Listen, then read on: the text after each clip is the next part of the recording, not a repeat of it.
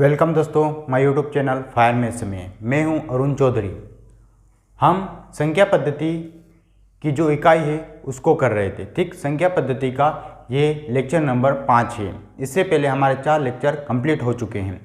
जो लोग वीडियो को पहली बार देख रहे हैं उनसे रिक्वेस्ट है कि वो पहले 4 वीडियो को देख ले। ठीक, क्योंकि हम इसमें जो संख्या पद्धति के है सवालों को हल करेंगे। ठीक है, तो संख्या पद्धति को सवालों को हल करने में हमारा प्रश्न है कि ठीक है, प्रश्न पढ़िए। किसी संख्या के 2/3 में से 50 घटाने पर परिणाम 40 तथा संख्या के 1/4 के जोड़ के बराबर होता है तो संख्या क्या होगी। हमको एक संख्या बतानी है। ठीक है, उस संख्या की कुछ कंडीशन हमें दे रखी है। तो हम क्या मानेंगे, हमने माना संख्या वहाँ 1 से है। ठीक है, क्योंकि हमको नहीं पता है कि कौन सी संख्या है। ठीक है, ना ही उसमें हमें 2 संख्याओं की तुलना करने की बात की गई है।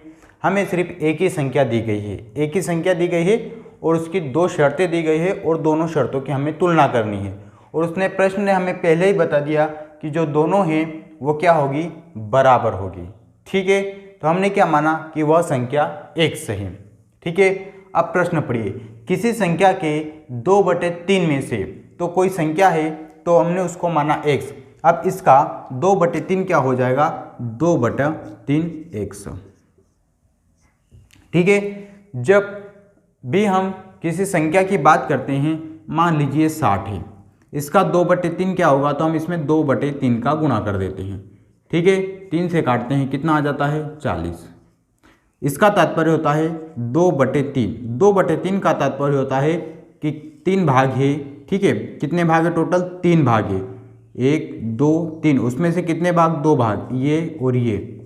ठीक है, तो इसमें से जो 3 है, 3 भाग में से 2 भाग है, उनका मान कितना है 40। इन दोनों का 40 है तो एक का कितना हो जाएगा 20, ये कितना हो जाएगा 20 और ये कितना हो जाएगा 20। तो ये पूरा क्या है हमारा 60 है। ठीक है, तो अब 2/3 को आप स्पष्ट हो गया। इसके अलावा हम जब भिन्नों को पढ़ेंगे तब उसमें और स्पष्ट करेंगे कि 2/3 क्या होता है, 1/2 क्या होता है। ठीक है, तो किसी भी संख्या का 2/3 ज्ञात करने के लिए हम उस संख्या में उसका गुणा करते हैं। ठीक है, आगे प्रश्न पढ़िए। किसी संख्या के 2/3 में से 50 घटाने पर, ठीक है, हमने 50 को घटा दिया, हमने 50 को का क्या कर दिया है, घटा दिया। ठीक है, घटाने पर कुछ ना कुछ परिणाम आएगा। ठीक है, हमने घटा दिया, उसके बाद कुछ परिणाम का इंतजार कर रहे हैं। आगे परिणाम 40 तथा संख्या के 1/4 के जोड़। ठीक है, 40 तथा संख्या के 1/4। 1/4 का मतलब होता है उस संख्या का 1/4 भाग। ठीक है, 1/4 है, x का गुणा 1 में करेंगे तो हम इसको ऐसे लिख देंगे, क्या लिख देंगे, x/4। ठीक है, के जोड़ के बराबर है। ठीक है, मतलब वो बोल रहा है कि एक संख्या उसका 2/3 में से 50 घटाएंगे और उस संख्या के 40 और 1/4 दोनों को जोड़ेंगे तो इन दोनों का जो भी परिणाम आएगा वो बिल्कुल बराबर आएगा। तो हमें क्या ज्ञात करना है, हमें उस संख्या को पता करना है। तो हम क्या करेंगे, x से x वाले को एक तरफ और बिना बिना x वाले को एक तरफ, हम यहाँ से x की वैल्यू निकालेंगे। हमारा जो प्रश्न है, ठीक है, हमारे जो समझ है वो बस इसी तक सीमित है। ठीक है, यहाँ से x निकालना बहुत आसान है। यहाँ से जब हमने समीकरण बना ली तो यहाँ से x का मान निकालना बहुत आसान है। लेकिन ये समीकरण बनाना कैसे है, ये सवालों को पढ़ के बनाना हमको। ठीक है, सवाल में कौन सी कंडीशनें दे रखी है, इसमें 2 कंडीशनें दे रखी है और दोनों का बोल दिया कि दोनों कैसी आपस में बराबर है। ठीक है, दोनों जो शर्त दे रखी है वो आपस में क्या करती है, बराबर हो जाती है। ठीक है, तो यहाँ से क्या करेंगे, x वाले को इधर लाएंगे क्योंकि ये प्लस का है तो काय का हो जाएगा, माइनस का हो जाएगा। ये हो गया। ठीक है, ये 40 अपनी जगह पे रहेगा, ये माइनस का 50 से उधर जाएगा तो काय का हो जाएगा, प्लस का 50 हो जाएगा। ठीक है, इनका एलसीएम निकालेंगे, कितना आएगा 12। ठीक है, ये आप देखो ऐसी संख्या है ना, तो अब सीधा गुणा कर दो, 4 दूना 8x माइनस 3x बटे में 4 3 12 बराबर 40 और 50 कितना हो गए, 90 हो गए। ठीक है, 8x में से 3x गए तो कितने बचे, 5x बराबर 90 गुणित 12। ठीक है, ये 12 वहाँ पे चला जाएगा तो x अकेला रखना है तो ये इसके गुणे में तो कहाँ पे जाएगा, बटे में जाएगा। ये चला गया बटे में, 5 से काटो 5 एकम 5। ठीक है, 5 8 40, 100 में 18 क्या बचा है 18 गुणित 12, ठीक है। तो x बराबर हमारा हो गया, गुणा करो 18 दूना 36, हासिल आए 3, 18 कम 18 और 3 21, ठीक है। तो वह संख्या कौन सी है, तो वह संख्या हमारी 216 हो जाएगी, ठीक है। जिसमें इसके 2/3 में से हम 50 घटाएंगे और उसके 40 उसके 1/4 में 40 को जोड़ेंगे तो इनका योगफल इनका जो परिणाम आएगा वो हमेशा समान आता है, ठीक है। प्रश्नों को पढ़ना है, समझना है और ये सबसे इम्पोर्टेंट है, ठीक है। ये वाला जो भाग है यही सबसे इम्पोर्टेंट है कि आप समीकरण बना लो। अगर आपने किसी भी सवाल में, चाहे सवाल कितना ही बड़ा हो, अगर आपने ये समीकरण बनाना सीख गए हैं तो फिर सभी प्रकार के सवालों को आप कर देंगे, क्योंकि समीकरण को जमाने के बाद हमारे पास एक्स वाई जेड जो भी हम वैल्यू मानते हैं बस उसका मान ही निकालना होता है, ठीक है। और फिर इनमें क्या होता रखना होता है। तो सबसे इम्पोर्टेंट भाग जो रहेगा हमारा प्रश्न समझने का, वो सबसे हमारा मुख्य फोकस इसी पे रहेगा कि इसको आखिर हम कैसे बनाएं, ठीक है। ये जो समीकरण है, हर प्रश्न की एक समीकरण बनेगी, उसको हमको कैसे बनाना, ठीक है। तो आई होप कि हो गया होगा आपको क्लियर। चलो अगले प्रश्न की ओर चलते हैं। अगले प्रश्न से पहले कुछ बातों को समझ लीजिए आप, ठीक है। अगले प्रश्न से पहले कुछ बातें हैं जो आपको समझना जरूरी है। क्रमिक का मतलब क्या होता है, क्रमिक का मतलब होता है क्रम वाइज, ठीक है। क्रम वाइज मतलब अगर 2 है तो उसके बाद 3 आएगा, 3 के बाद 4 आएगा, 4 के बाद 5 आएगा, ये होता है हमारा क्रम, ठीक है। कौन सी भी संख्या ले लो, जैसे मान लो मैंने ले लिया 45, तो 45 के बाद क्या आएगा 46, 46 के बाद 47, 47 के बाद 48, ये होता है हमारा क्रम, ठीक है। मान लो मैंने ले लिया 5 ले लिया, 5 के बाद अगर मुझे क्रम से इसको आगे बढ़ाना है तो इसमें मैं क्या करूँगा, 1 जोड़ूंगा तो कितना हो जाएगा 6, इसी 5 में मैं कितना जोड़ूंगा 2 जोड़, फिर इस 6 में 1 जोड़ूंगा तो कितना हो जाएगा 7, फिर 7 में 1 जोड़ूंगा तो 8। मतलब हम जब एक एक को जोड़ते जाते हैं तो हमारा क्रम मिलता जाता है, ठीक है। देखो ये जो नई संख्या मिली इसमें क्या करते जाएंगे, हम एक एक को जोड़ते जाएंगे, और जब एक को जोड़ेंगे तो हमें क्या मिलेगा, हमारा क्रमिक संख्या मिलेगी, ठीक है। क्योंकि ये अंकों में है, ठीक है, ये अंकों में है। यदि हम इसको एक्स वाई जेड मानेंगे तो क्या आएगा, देखो मान लो मैंने एक संख्या मान ली एक्स, तो बताइए एक्स के बाद कौन सी संख्या आएगी, क्योंकि देखो हमने एक्स में क्या जोड़ा, अंक में क्या जोड़ा तो 6 आया, 1 जोड़ा तो मैं एक्स में भी 1 जोड़ूंगा, ठीक है। तो ये पहली संख्या है, ये दूसरी संख्या है, ठीक है। अब देखो मैं इसमें कितना जोड़ूंगा, फिर 1 जोड़ूंगा, तो 1 तो पहले से ही है, ठीक है, ये तो पहले से ही, इसमें 1 और जोड़ूंगा तो अगली संख्या क्या हो जाएगी x + 2, अगली क्या हो जाएगी x + 3, अगली क्या हो जाएगी x + 4, ठीक है। तो एक क्रमिक संख्या है, ठीक है, 5 क्रमिक संख्या है। आप x की जगह कौन सा भी मान रखेंगे तो बिल्कुल आपको क्रम वाइज संख्या मिल जाएगी, ठीक है। कौन सा भी एक समान मान रख दीजिए, ठीक है। मान लो मैं x की जगह रख देता हूँ 8, ठीक है। तो देखो ये तो हो गया 8, 8 में 1 जोड़ेंगे तो कितना हो जाएगा 9, ठीक है। फिर 8 में 2 जोड़ेंगे तो हो जाएगा 10, 10 में, ठीक है, सॉरी 8 में 3 को जोड़ेंगे तो 11, और 8 में 4 को जोड़ेंगे तो 12। देखो मिल गया क्रम x का मान रखने पर। तो हम जब x y z के रूप में मानते हैं, ठीक है, मेरा सिर्फ इतना ही उद्देश्य है कि जब हम x y z के रूप में मानते हैं तो उन संख्याओं को क्रम के रूप में ऐसे लिखते हैं, x + 1, x + 2, x + 3, x + 4, ये क्रम चलता रहता है, ठीक है। अब हमें प्रश्न के हिसाब से देखना होता है कि हमें कितने की जरूरत है, ठीक है। तो अब पढ़िए प्रश्न, पढ़िए प्रश्न क्या लिखा है, 3 क्रमिक पूर्णांकों का योग, क्रमिक उसने शब्द का उपयोग किया है, ठीक है। तो 3 क्रमिक का मतलब होता है, मान लो मैंने पहला मान लिया x, तो दूसरा क्या हो जाएगा x + 1, तीसरा क्या हो जाएगा x + 2, ये 3 क्रमिक पूर्णांक है, ठीक है। आगे पढ़िए, 3 क्रमिक पूर्णांकों का योग दे रखा है, इन तीनों को जोड़ना है, ठीक है, इन तीनों को क्या करना है, जोड़ना है। ऐसा मुझे प्रश्न ने ही बोल दिया है तो मैंने इसको जोड़ लिया, टोटल 1350 दे रखा है, ठीक है। एक x और एक x, 2x और एक 3x प्लस 1 और 2 3 बराबर कितना हो गया 1350 हो गया, ठीक है। 3 उधर जाएगा तो कितना हो जाएगा 1350, प्लस का है तो उधर जाएगा तो माइनस का हो जाएगा।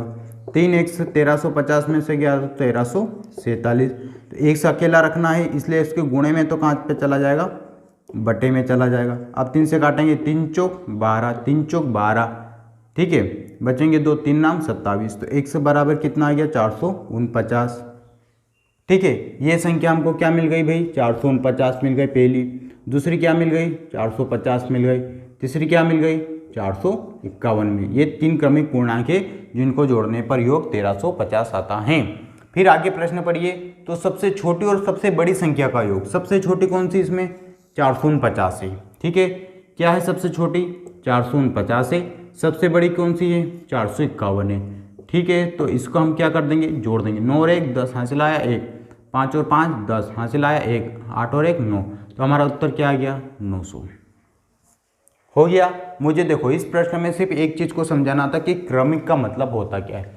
ठीक है, ये हमारी समीकरण बन गई। ठीक है, ये समीकरण बन गई तो फिर मान आ जाएंगे। मैंने पिछले वाले सवाल में भी समझाया था कि समीकरण अगर हमने बना ली है तो फिर हम किसी भी सवाल का उत्तर आसानी से ला सकते हैं। और ये समीकरण कब बनेगी, जब हम प्रश्नों को अच्छी तरह से समझ लेते हैं। जब प्रश्नों को अच्छी तरह से समझ लेते हैं तब जाके हमारी ये समीकरण बनती है। ठीक है, उसने बड़ी और छोटी संख्या का योग पूछा, हमने दोनों को जोड़ दिया, उत्तर कितना आ गया, 900 आ गया। ठीक है, अगली संख्या पढ़िए, सॉरी अगला प्रश्न पढ़िए। क्या दे रखा है, 1043 को किसी संख्या से भाग देने पर भागफल 11 तथा शेषफल 20 प्राप्त होता है तो भाजक ज्ञात कीजिए।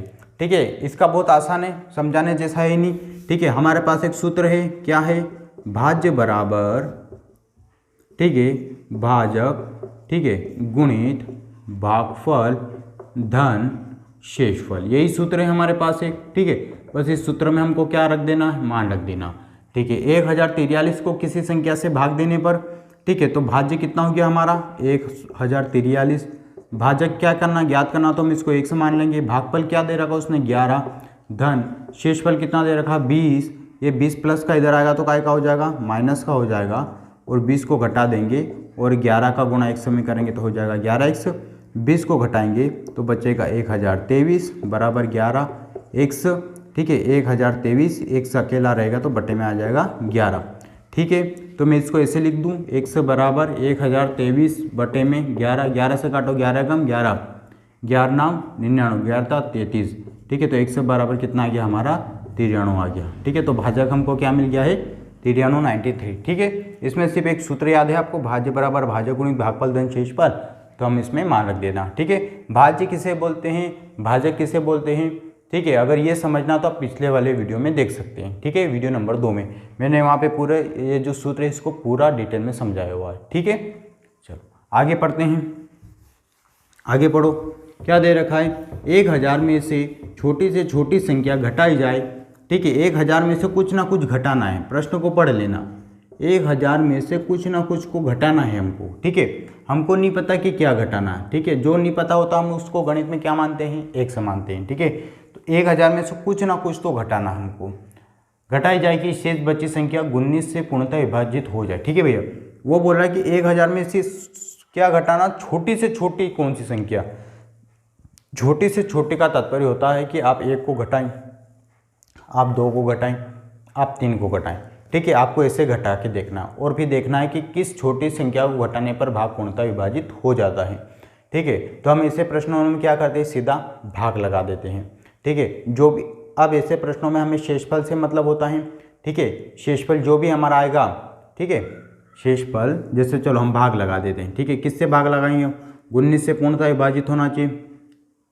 19 पंजे कितना हो गया, 95, कितना बचा 5, 19 दूना 38, कितना 12। ठीक है, मतलब ये 12 अधिक है तो हम क्या करेंगे, 12 को घटा देंगे, किस में से, 1000 में से, क्योंकि प्रश्न ने बोला इसलिए हम शेषफल को घटा रहे हैं। ठीक है, कितना बचेगा ये 988। तो ये हमारे प्रश्न का क्या हो गया, उत्तर हो गया। हो गया स्पष्ट कैसे आया, क्योंकि प्रश्न ने बोला है कि 1000 में से कौन सी छोटी संख्या घटाएंगे, तो 12 घटा देंगे हम तो पूरा भाग चला जाएगा। जो शेषफल है बस उसको घटा दो। क्यों घटा रहे हैं, क्योंकि प्रश्न ने बोला है। ठीक है, ऐसे ही प्रश्न को हमने कल पिछले वाले लेक्चर में जब किया था ना, तो उसमें अलग था, उसमें हमने जोड़ा था, लेकिन यह प्रश्न स्वयं बोल रहा कि घटाना। इसमें ऐसा नहीं दे रखा कि 4 अंकों की छोटी से छोटी संख्या ज्ञात कीजिए जो 19 से पूर्णतः विभाजित हो। उस प्रश्न और इस प्रश्न में बहुत अंतर है। ठीक है, इसमें साफ स्पष्ट नहीं, ये नहीं बोला कि वो 3 अंकों की संख्या होनी चाहिए, 4 अंकों की, उसने स्पष्ट बोल दिया आपको घटाना है। बस जो शेषफल है बस उसको घटा दो, क्योंकि यही ज़्यादा हो रहा है। ठीक है, अगर इतना कम होता तो पूरा भाग चला जाता, इस 50 की जगह 38 होता तो पूरा भाग चला जाता। तो कितना ज़्यादा हो रहा, 12 ज़्यादा हो रहा है। ठीक है, चलो अगला प्रश्न पढ़िए। हाँ, 6 7 3 5 स्टार 1 में स्टार का न्यूनतम मान क्या होगा कि संख्या पूर्णतः विभाजित हो जाए। ठीक है, क्या है, 6 7 3 5 और स्टार 1। ठीक है, इसको भाग लगाना, किससे भाग लगाना, 9 से। 9 से भाग लगाना है और आपको बताना है कि न्यूनतम होनी चाहिए। ठीक है, इस स्टार की जगह जो 4 विकल्प आपके सामने दिख रहे हैं उनका मान न्यूनतम होना चाहिए। न्यूनतम का मतलब होता है छोटा। तो हम सबसे पहले विकल्प, ठीक है, पहले तो हम क्या करते हैं कि यहाँ तक पूरा भाग लगा लेते हैं। ठीक है, 9 सत्य कितना हो जाएगा, 63, घटाएंगे कितना बचेगा, 4, ऊपर से उतारेंगे हम 3, 9 चौक 36। ठीक है, 13 हो जाएगा, कितना बचेगा, 7, ऊपर से किसको उतारेंगे हम 5, 9 ठीक कितना हो जाएगा, 72 हो जाएगा। ठीक है, देखो यहाँ तक तो बिल्कुल सवाल सेम ही चलेगा। ठीक है, अब वो बोल रहा है कि न्यूनतम संख्या, तो चारों विकल्प में सबसे न्यूनतम कौन सी है, 4 है। तो हम स्टार की जगह मान लेते हैं 4। ठीक है, तो हमने यहाँ पे क्या उतार लिया, अगला अंक 4, भाग लगाओ, 9 27, कितना बचेगा 7 बचेगा, ऊपर से 1 नहीं जाएगा पूरा भाग। ठीक है, कैंसिल हो गया। 4 की जगह आप किसको रखेंगे, हम 5 को रखेंगे। ठीक है, क्योंकि न्यूनतम संख्या बोली इसलिए 5 को रखेंगे। ठीक है, तो यहाँ पे हमने लिख दिया 5, फिर 9 27, 3 बार जाएगा। ठीक है, कितना बचेगा 8, ऊपर से किसको उतारेंगे 1 और नामे 81। मतलब किससे भाग जा रहा है, 5 को रखने पर पूरा भाग चला जाता है। तो स्टार का मान क्या हो गया हमारा, 5 हो गया। ठीक है, देखो हमने चारों विकल्प में न्यूनतम से क्यों स्टार्ट किया है, क्योंकि सवाल ने बोला है कि न्यूनतम मान रखना। अगर वो बोलता अधिकतम तो हम फिर बड़ा मान रख के उसको हल करते। ठीक है, अगला प्रश्न पढ़िए। अगला प्रश्न भी इसके जैसा ही है। ठीक है, अगला प्रश्न भी क्या है, इसके जैसा ही है। क्या है, 1 5 6 स्टार 9 4 2 में स्टार का मान क्या होगा। ठीक है, जिससे प्राप्त संख्या 11 से पूर्णतः विभाजित हो जाए। ठीक है, 11 से क्या हो जानी चाहिए, पूर्णतः विभाजित हो जानी चाहिए। ठीक है, तो लगाएंगे हम भाग 11 एकम 11। ठीक है, कि उसने देखो इसमें मान कुछ भी नहीं दे रखा। ठीक है, तो हम हमारे मान से पहला विकल्प ले लेंगे। स्टार की जगह हम रख रहे हैं 4। ठीक है, पहला विकल्प तो 5 में से गए तो 4 6 11 दूना 44। ठीक है, कितना बचेगा 2, ऊपर से उतारा 4 11 दूना 22। ठीक है, 2 ऊपर से उतारा 9 11 दूना 22। ठीक है, कितना बचेगा 7, ऊपर से उतारा 4 4 6 66। ठीक है, कितना आ रहा है 14 6 8। ठीक है, ऊपर से उतारा 2, नहीं जा रहा पूरा भाग। ठीक है, नहीं जा रहा है पूरा भाग, 4 से तो नहीं जा रहा है। ठीक है, तो हम किसको लेंगे अब, तो हम लेंगे अब अगले विकल्प को 7 को रख के देखेंगे। ठीक है, इसको क्या रखेंगे यहाँ पे 7। ठीक है, यहाँ पे 7 रखेंगे तो सिर्फ यहाँ से परिवर्तन होगा हमारा।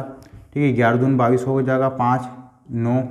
ठीक है, उसको छोड़ो। ठीक है, भागफल को, इससे कोई मतलब नहीं हमें।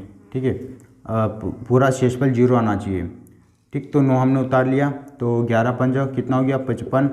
ठीक है, कितना बचा 4, ऊपर से उतारेंगे अब 4 को, 11 चौक 44 हो रहा पर 2 बच रहा है। ठीक है, तो ये 7 से भी नहीं जाएगा। ठीक है, अगला अंक देखेंगे, अगला क्या दे रखा उसने, 8 दे रखा है, तो 11 दूना 22। ठीक है, बचेगा कितना 6 11 6 66। ठीक है, देखो इसमें आपको भागफल नहीं लिखना। ठीक है, क्योंकि वहाँ पे लिखे अपना समय वेस्ट नहीं करना है। ठीक है, उसने यही पूछा कि शेषफल 0 आ जाना चाहिए। ठीक है, 3 ऊपर से किसको उतारेंगे अब हम 4 को, 11 33 0 1 ऊपर से उतारेंगे 2, नहीं जा रहा, 1 कम होना था। ठीक है, 1 क्या होना था, कम होना था। ठीक है, तो चलो 7 भी रख के देख लिया। अब किसका नंबर है, 8 भी रख के देख लिया, अब 9 का ही नंबर बचा। ठीक है, अब क्या रखेंगे, इसकी जगह 9 रखेंगे, तो वही 11 दूना 22। ठीक है, 9 में से गए तो 7, ऊपर से उतारा 9। ठीक है, 11 7 77, बचेगा 2, ऊपर से उतारा 4 11 दूना 22 2, ऊपर से तो 11 दूना 22 0 0 उत्तर हो गया। तो ये हमारा स्टार का मान क्या हो गया, 9 हो गया। ठीक है, विकल्प नंबर डी। ठीक है, आपको मान रख लेना, तुरंत देख लेना। ठीक है, देखो आपका अगर कैलकुलेशन फास्ट है ना तो इनमें टाइम नहीं लगेगा, और जहाँ से स्टार है ना वहीं से संख्या को बदलना, बार बार पूरा भाग लगा के नहीं देखना उसमें। ठीक है, अभी हम जब और 11 का विभाजिता को और ये नेम पढ़ेंगे तो उसमें और आसान हो जाएगा आपके लिए। ठीक है, अगला प्रश्न पढ़िए, 1 से 100 तक के बीच कितने पूर्णांक है जो 2 और 3 से विभाजित हो जाए। ठीक है, देखो प्रश्न को समझना, वो बोल रहा है कि 1 से 100 तक। ठीक है, कहाँ से 1 से 100 तक कितनी संख्या हैं जो 2 तथा 3 से विभक्त हो जाए। ठीक है, मतलब विभक्त का मतलब होता है भाग चला जाए। ठीक है, प्रश्न को समझ लेना, आपको कहाँ से निकालना है, 1 से लगा के 100 तक, और ऐसी संख्या निकालना है जिसमें 2 से भी भाग चला जाए और जिसमें 3 से भी भाग चला जाए। ठीक है, तो हम क्या करते हैं, 2 और 3 का कॉमन फैक्टर ले लेते हैं। ठीक है, कितना आ जाएगा 6, बस। तो 6 से जिसमें भी भाग जाएगा ना उसमें 2 से भी भाग जाएगा, उसमें 3 से भी भाग जाएगा। ठीक है, तब 6 आ गया, कहाँ तक निकालना है हमको, 100 तक निकालना है। ठीक है, तो जो 6 आया उससे हम भाग लगा देंगे किसमें, 100 से। ठीक है, 6 कम 6 बचा कितना, 4, 6 36। ठीक है, कितना बचा, 4। ठीक है, देखो भाग इससे हमें नहीं मतलब, अब यहाँ इससे हमें मतलब है। ठीक है, बहुत ही बढ़िया प्रश्न है कि 1 से 100 तक ऐसी कितनी संख्या जो 2 और 3 से पूरा भाग चला जाए, मतलब 2 से भी भाग जाना चाहिए। देखो अगर यहाँ या होता कि 2 से या 3 से जाता तो वो प्रश्न फिर अलग तरीके से हल करते, लेकिन उसने क्या बोला कि 2 तथा 3 दोनों से भाग जाना चाहिए। ठीक है, तो हमने क्या किया कि दोनों का, ठीक है, क्या ले लिया हमने, एलसीएम ले लिया। एलसीएम अगली इकाई में हम पढ़ेंगे, ऐसे इस प्रकार के सवालों को और स्पष्ट करेंगे हम जब अगली इकाई पढ़ेंगे तब। ठीक है, हम ऐसे सवालों में क्या करते हैं कि दोनों का ले लेते हैं। ठीक है, एलसीएम कितना आया, 6, और 100 तक पूछा है ना तो 100 भाग लगा देते। ठीक है, 6 से 100 में भाग लगाया, कितना आ गया, 16। ठीक है, इसमें शेषफल से हमें कोई मतलब नहीं होता, शेषफल क्या बच रहा है नहीं बच रहा उससे हमें कोई मतलब नहीं। 16 उत्तर आ गया, बस यही 16 है। ठीक है, तो 1 से 100 तक ऐसी कितनी संख्या जो 2 और 3 दोनों से भाग चला जाए, तो ऐसी 16 संख्या है। हो गया स्पष्ट। वो एक मान लो कि 2000 तक भी पूछ लेता तो हम 2000 में भाग लगा देते। हो गया स्पष्ट। इसको और अभी स्पष्ट करेंगे जब हम अगली इकाई पढ़ेंगे, एलसीएम एचसीएफ जब हम सीख लेंगे तब उसमें और अच्छे से स्पष्ट करेंगे। ठीक है, पहले आ जाए समझ में क्या करना आपको ऐसे सवालों में कि कॉमन, ठीक है, आपको एलसीएम ले लेना है और फिर उस जो जहाँ तक पूछा उसमें भाग लगा देना। इसमें हमें शेषफल से कोई मतलब नहीं होता, इसमें इससे मतलब होता है। ठीक, हो गया स्पष्ट। चलो अगला प्रश्न क्या है, 3 अंकों वाली एक संख्या 4A3 है। ठीक है, कितने अंक है उसमें, 3 अंक है, 4A और 3 है। ठीक है, को 3 अंकों वाली दूसरी संख्या 984 में जोड़ने पर, ठीक है, इसको हम जोड़ रहे हैं, किस में जोड़ रहे हैं, ठीक है, 984 को जोड़ रहे हैं, तो 4 अंकों वाली एक संख्या प्राप्त होती है। इसको जब हम जोड़ रहे हैं तो बोल रहा है कि यहाँ पे 7 मिलेगा, 4 और 3 7, यहाँ पे B मिल रहा है, और 9 और 4 कितना हो गया, 13 हो गया। ठीक है, हमको ये मिल रहा है, ये मिल रहा है। ठीक है, अभी तक प्रश्न आ गया समझ में, ये कैसे, ठीक है, ये अगर आपने बना दिया, ये सीख गए तो आप सीख जाओगे गणित। ठीक है, क्या क्या, जैसा प्रश्न ने बोला कि एक 3 अंकों वाली संख्या दूसरी 3 अंकों वाली संख्या दोनों को जोड़ने पर एक 4 अंकों वाली संख्या हमको मिल रही है। ठीक है, तो मैंने इसको ऐसे लिख दिया। फिर आगे पढ़ो, जो 11 से विभाज्य हैं। ठीक है, देखो अब ये जो संख्या है ये, ठीक है, कौन सी, 13B7, ठीक है, कैसे विभाजित है, 11 से विभाजित है। तो उसने पूछा है कि 3A + 4B क्या होगा। ठीक है, यही प्रश्न है आपका। आगे समझ में प्रश्न, 3 अंकों वाली 2 संख्याओं को जोड़ना है जिनका योग 13B7 है, और जो 13B7 है ये 11 से पूर्णतः विभाजित हो। तो मुझे बताओ कि हम A और B का मान कहाँ से निकालेंगे। ठीक है, ये तो हमको ज्ञात करना है। अगर A का मान पता है, B का मान पता है, तो हम बिल्कुल आसानी से ज्ञात कर सकते हैं। तो इसमें बताओ, इस कंडीशन से हम B का मान निकालेंगे या इस कंडीशन से A का या B का मान निकालेंगे। ठीक है, देखो इससे हम नहीं निकाल सकते A B का मान, क्यों, क्योंकि हमारे लिए दो अज्ञात संख्या है। ठीक है, जब 2 अज्ञात संख्या होती है, ठीक है, जब 2 मान कोई भी आ जाए, जैसे A B आ जाए, X Y आ जाए, तो हम ऐसी स्थिति में मान नहीं निकाल सकते, हमें एक ही कंडीशन वाली देखना है। तो देखो इसमें सिर्फ b है, 11 से भाग लगाना हमको, b का ऐसा मान रखना है कि इसमें पूरा भाग चला जाए। ठीक है, ये पूरा भाग कहाँ से चला जाएगा, क्योंकि आपके प्रश्न ने बोला है कि वो 11 से पूर्णतः विभाजित होगी। देखो एक तो ये हो गया, एक कॉमन सेंस आप ये भी लगा सकते हैं, 4 और 3 कितना हो गया 7, कुछ हासिल आया क्या, नहीं आया। ठीक है, ये तो 7 हो गया, 9 और 4 कितना हो गया 13, मतलब इधर से कुछ हासिल नहीं आएगा। और 8 में कितना जोड़ें कि कुछ हासिल नहीं आए, तो या तो देखो मैं 8 में 1 ही जोड़ूंगा तो क्या आएगा, हासिल नहीं आएगा। अगर मैं 8 में 2 जोड़ दूँ तो कितना हो जाएगा 10। 8 में 1 के अलावा मैं कुछ भी जोड़ूंगा तो वो हासिल आएगा, और वो हासिल इधर आएगा। लेकिन प्रश्न ने बोल दिया कि 9 और 4 13 ही लिखना है, हासिल नहीं आना चाहिए। ये कैसे पता चला, क्योंकि 9 और 4 13 ही हो रहे हैं। ठीक है, मान लो यहाँ 14 होता तो फिर हम इस कॉमन सेंस को नहीं लगा सकते हैं। ठीक है, तो ए का मान मैं एक लिखूँगा, ए का मान जब मैं 1 लिख दूंगा, ठीक है, तो बी का मान कितना आ जाएगा ऑटोमेटिक, 8 और 1 कितना हो जाएगा 9 आ जाएगा।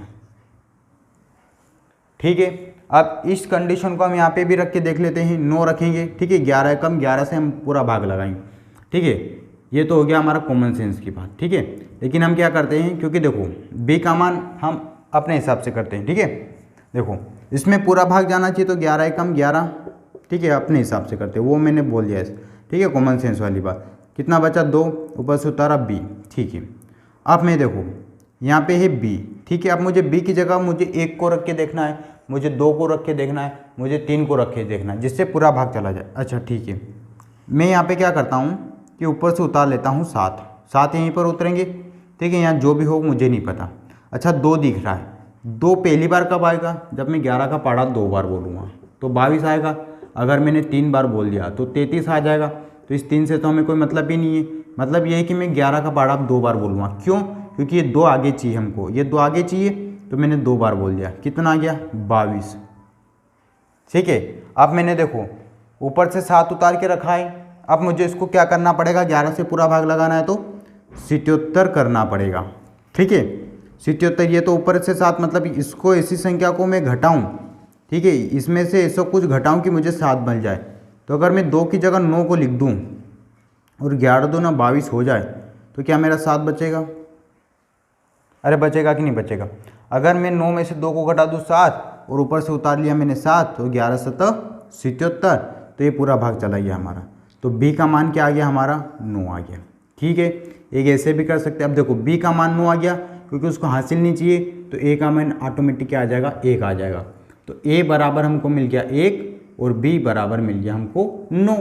बस अगर a और b का मान मिल गया है तो अब हमको क्या करना है, सिर्फ मान ही तो रखना है। किसमें, 3a प्लस 4b में रखो मान। 3a की जगह क्या रखेंगे, a की जगह 1 प्लस 4b की जगह 9, 3 प्लस 9 चौक 36 बराबर 39। ठीक है, तो इस प्रश्न का उत्तर क्या आ गया हमारे पास 39 आ गया। ठीक है, हो गया स्पष्ट बिल्कुल। अगला प्रश्न, अगला प्रश्न बहुत आसान है। क्या दे रखा उसमें, 4 अंकों की सबसे बड़ी संख्या, 4 अंकों की हमने सबसे बड़ी संख्या लिख ली है। ठीक है, वहाँ 5 अंकों की सबसे छोटी संख्या का योग क्या होगा। तो 5 अंकों की सबसे छोटी संख्या हमने लिख दी। ठीक है, ये मैंने वीडियो नंबर 3 में स्पष्ट कर दिया है कि 5 अंकों की बड़ी संख्या कैसे आती है। ठीक है, छोटी संख्या क्या है, कुल संख्या क्या है। ठीक है, इनको हमने पढ़ लिया। जिन लोगों ने उनको उस वीडियो को नहीं देखा है वो कृपया पहले वो वीडियो नंबर 3 को देख ले। ठीक है, तो उसमें उनको समझ में आ जाएगी कि बड़ी संख्या, छोटी संख्या, कुल संख्या, ठीक है, अभाज्य संख्या, सब कुछ समझ में आ जाएगा। ठीक है, चलो क्या करना है, योग करना है। बहुत आसान है, हमने जोड़ दिया इसको, इसमें तो कुछ भी नहीं है। ठीक है, बहुत आसान। ठीक है, तो ये देखो संख्या पद्धति के जितने भी सवाल है संभावित है और जो हमारे बेसिक कॉन्सेप्ट बनाने के लिए आवश्यक है वो हमारे हो चुके हैं। ठीक है, हमने कहाँ से स्टार्ट किया था, हमने इसको स्टार्ट किया था पूर्ण संख्या से, प्राकृत संख्या, फिर अभाज्य संख्या, सम संख्या, विषम संख्या, ठीक है, उत्तरवर्ती संख्या, ठीक है, पूर्ववर्ती संख्या, फिर स्थानीय मान सारणी, अंकित मान, स्थानीय मान। ठीक है, इन सब चीज़ों को हमने पढ़ लिया है। ठीक, फिर संख्या हमने पढ़ी, कुल संख्या, बड़ी संख्या, छोटी संख्या। ठीक है, इतना हमने पढ़ लिया। फिर हमने 2 लेक्चर में हमने क्या किया, इनके प्रश्न उत्तरों को डिस्कशन कर लिया। ठीक है, मैंने बता दिया प्रश्नों को कैसे समझना है, कैसे उनको सोल्व करना है। ठीक है, तो संख्या पद्धति का जो इकाई है वो यहाँ पे हो जाती है कंप्लीट। ठीक है, अब हम कल से एक नई इकाई प्रारंभ करेंगे। ठीक है, अभी मैं आपको क्या दे रहा हूँ कि कुछ सवालों को दे रहा हूँ। ठीक है, ये आपको क्या करना है, इनकी प्रैक्टिस आपको करना है घर पे। ठीक है, तो आज के लिए इतना ही रखते हैं। Thank you. यदि लेक्चर पसंद आया तो वीडियो को लाइक करें, शेयर करें और चैनल को सब्सक्राइब कर लें। ठीक है, ताकि हमें जो भी नए नए नोटिफिकेशन है वो आप तक पहुंचते रहे। Thank you.